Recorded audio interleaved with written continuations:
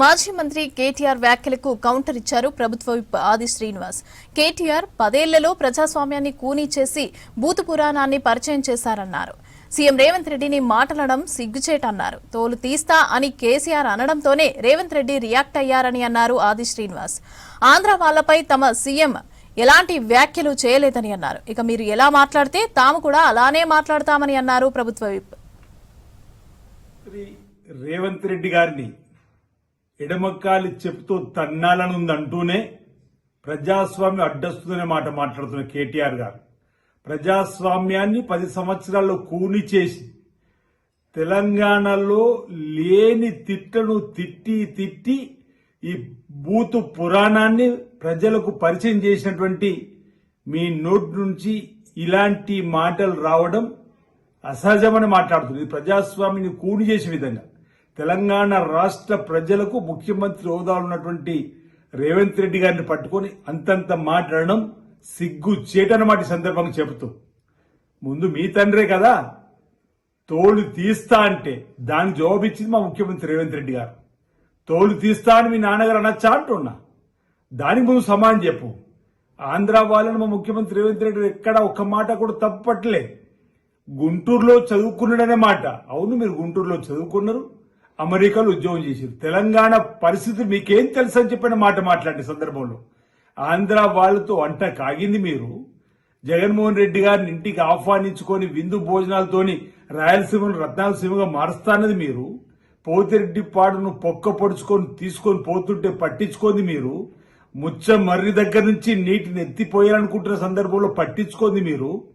ఈరోజు కృష్ణా నదీ జలాలను అప్పనంగా 299 టీమ్స్ చాలని చెప్పని మీ తండ్రి గారు ఆనాడు ముఖ్యమంత్రి కేసీఆర్ గారు సంతకం పెట్టి మరణశాసనం చేసింది నిజము. ఇలాంటి పరిస్థితుల్లో వాస్తవాలు తెలుసుకోకుండా మాట్లాడినటువంటి కేసీఆర్ మాటలు వాస్తవం అయితే ఎట్లా? ఆయన బూతు పురాణం ఆయన తిడితే మీ పడాలనా?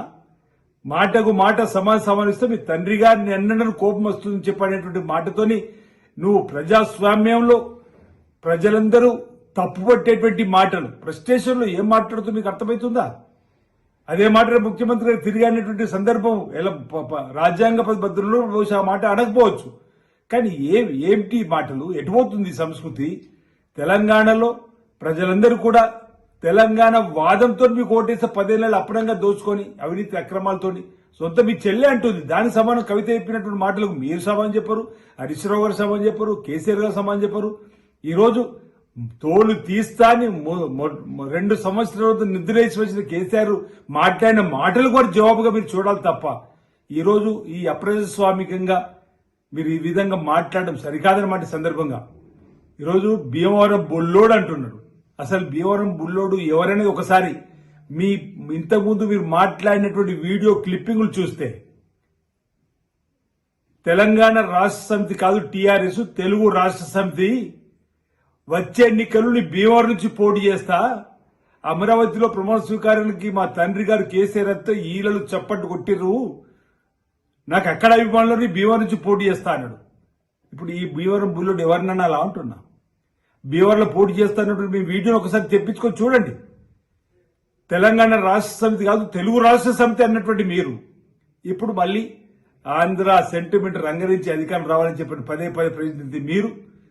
ఈరోజు తెలంగాణ రాష్ట్ర సమితి వేది, తెలుగు రాష్ట్ర సమితి వేది, భారతీయ రాష్ట్ర సమితిగా పేరు మార్చుకొని తెలంగాణ ప్రాంత ప్రజలతో పేగుబంధం తెంచుకున్నటువంటి మీరు ఇష్టానుసారంగా ఈ బూతు పురాణం తిట్ల పురాణాన్ని చేయడం ప్రజలు హర్షించరు, ప్రజలు క్షమించరు. ఈ విధానం సరైనది కాదు. ప్రజలే ఇప్పటికే మీకు తగిన శాస్త్రి చేశారు.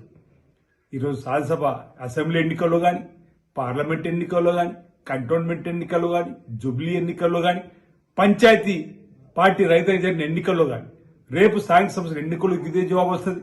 ఆ తర్వాత 3 ఏళ్లకు వచ్చేటువంటి అసెంబ్లీ ఎన్నికల్లో కూడా తప్పనిసరిగా మీకు ప్రజలు తగిన రీతిలో బుద్ధి చెప్తారు.